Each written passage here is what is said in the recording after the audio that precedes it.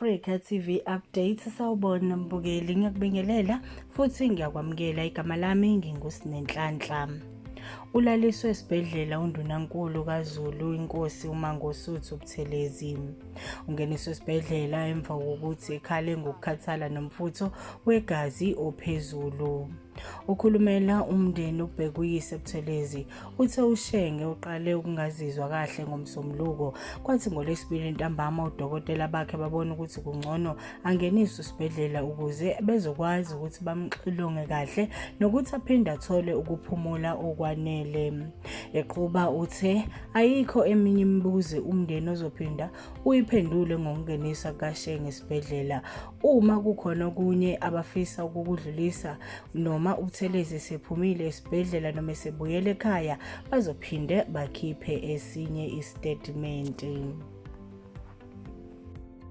Uma siqhubekela phambili mbukeli, ubuholi be-ANC Women's League KwaZulu Natal sebuthathe isinqumo sokweseka umgcinimafa waleli qembu kulesifundazwe uNomusa Dube-Ncube njengokufanele angenele umbango wokuba ngosihlalo. I-ANC ye-KZN kulendeleke ukuthi ikhethe ubuholi obusha ungakapheli uJune njengoba siphela isikhathi sobuholi obudala obuholwa ngumnumzane Sihle Zikalala. uDube-Ncube uma enqoba ukhetho uzoba ngowesifazane ukuqala nqa ukuthi abe ngusihlalo walenhlangano kulesi sifundazwe. Lolu phiko luthi usekela sihlalo lufuna kube nguNomagugu Simelane, usekela nobhala kube uBongi Sithole Mloyi, bese kuthi umgcinimafa kube uPhegi Nkonyeni.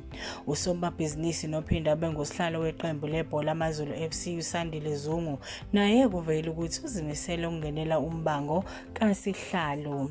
Owayesikhulumi se-ANC Women's League KZN uMbali Fraser uthi ukufaka kwabesifazane ebuholini obuphezulu kuzosiza ukulwa nezinkinga ababhekene nazo. Zizwele mbukeni ukaFraser ekhuluma. Basatshuse kakhulu kuyiwa ekukhethweni kwamakhansela. Sabheka indlela ezomnotho ezifika kancane ngakhona kubantu besifazane. Sabheka ukungaqasheki kakhulu kwabantu besifazane kwesikhathi noma ngaba amathuba akhona. Sabona ukuthi kunokucindezeleka okukhona kubona. Ngakho ke sibe sesibona phakathi kwethu abantu besifazane esibona ukuthi njengoba siya enkonfeni ibona abangakwazi ukuthi basilekelele kulezi inkinga esinazo, esibe sesivumelana ukuthi sesibabalileke saqeda. Kepha umama uNomusa Dube-Ncube uyena esibone engazuthi angakwazi ukuthi awuhole lo mkhumbi esiya kuwona. Mbukeli, sikuphethela ngodaba luthi umnumzane ubheka icele ngungqongqoshe wezamaphoyisa kuzwelonke ubize isithangami sabezindaba eThekwini. Ucele uthe ngeke bavumele KwaZulu Natal ukuthi iphenduke inkundla yokusocengwa kwabantu kuze kuchitheke igazi. Ubechaza ngebanga esilanjwe ngamaphoyisa ophenyweni lawo ngezigameko zokusocengwa kwabantu eSicakini, eRichmond kanye naseMawoti eNanda. Kulezi zigameko ezehlukene sekushone abantu abangu-14 kwaze kwaboshwa abangu-8. Ucele uthe ziyamkhathaza izigameko zokubulawa kwabantu eKZN osekuphenduke insakavukela umchilo wesidwaba. Abanye abaholi bebeyingxenye yesithangabi iphini lakho umnumzane ucele umnumzane Castle Mathale, umnumzane uZizukodwa ngungqongqoshe wehhovisi likamongameli elibhekele ezobunhloni kanye nabuholi obuphezulu bamaphoyisa. Ucele uthe kuzogcina amaphoyisa hayi izigebengu athe zizoboshwa futhi zishushiswe.